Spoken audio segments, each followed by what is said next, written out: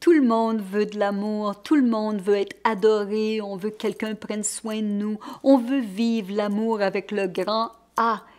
Mais savez-vous, souvent on va saboter ce désir par notre subconscient ou quelque chose en dedans de nous qui fait qu'on ne pourra pas attirer ce grand amour. Et ça, c'est exactement l'histoire de Diane. Quand elle est venue me voir, elle voulait l'amour plus que tout au monde. Et sa relation qu'elle vit avec Harry, son petit ami, elle l'appelle les montagnes russes. Elle me dit, Guylaine, il ne veut pas s'engager à moi. Ah, j'aime tellement la chirologie, parce que comment on va voir le sabotage ou comment on va comprendre notre subconscient sans être assis des heures et des heures sur un sofa ou faire plein de tests. Alors nous, ce qu'on fait, on regarde votre main non dominante. Ça, c'est celle avec laquelle vous n'écrivez pas. Alors cette main représente votre subconscient et aussi, c'est comme un livre ouvert et ça va nous montrer votre motivation profonde. Et la main avec laquelle on écrit, qui est la main dominante, alors celle-ci, comme un iceberg, c'est le top. Alors elle va nous montrer comment on se présente aux gens, ce qu'on pense de nous, comment on se voit. Alors que le 9/10 du iceberg, ce qui est caché, est dans la main non dominante. Alors souvent, quand on est stressé, oups, on glisse dans la main non dominante. Et c'est toutes nos anciennes habitudes ou nos anciennes attitudes de la vie. Et souvent, on va être surpris de voir, wow, qu'est-ce qui sort de nous?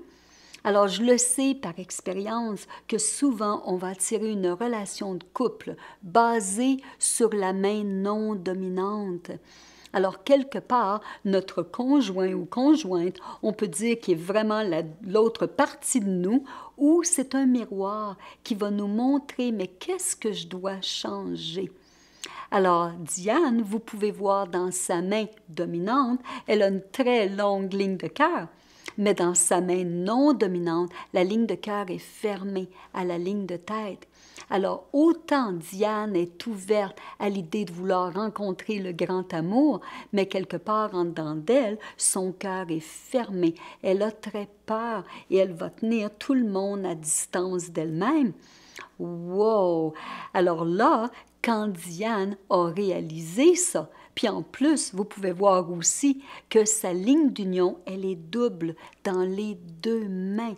Alors ça aussi, ça va nous montrer son indécision et son instabilité. Alors tout ça fait qu'elle attire Harry.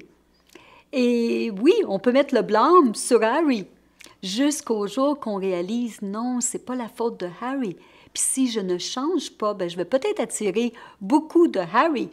5, 10, oh non, on veut pas ça.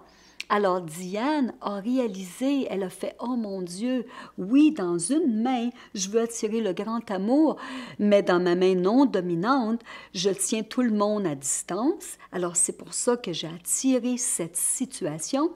Wow! Alors c'est sûr, les lignes changent.